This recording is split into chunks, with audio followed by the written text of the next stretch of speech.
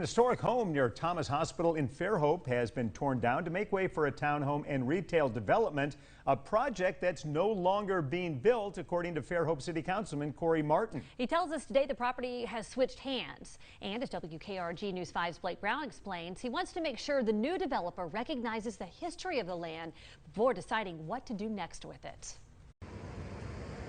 New owners have taken over this property east of downtown Fairhope. All that's left standing Monday are these two brick columns that used to lead to the home of Nancy Lewis, one of the first African Americans to live in the city. She was a slave and then freed. She had a piece of property down close to the bay, downtown, right where Coastal Community College is, and they did not let her be a part of the single tax colony. She wasn't able to become part of the colony because of her skin color, but this property at the corner of Ingleside Street and Nichols Avenue became her home in the early 1900s. The home was demolished last week, but the final plans for this property haven't been finalized now that new owners have purchased the site.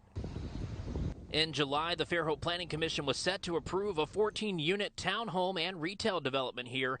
Part of the design included a memorial to remember Lewis and the property's history. But since then, the owner of the property sold the acreage and home to another developer. Now, City Councilman Corey Martin is asking the new owner to include a marker on the site as they draw up future plans. If you don't know where you come from, it's hard to know where you're going. And that's an old cliche, I know, but as I get older, it means so much. And we want the kids to understand that.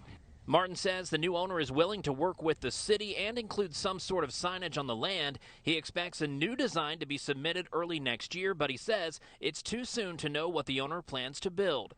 In Fairhope, I'm Blake Brown, WKRG News 5.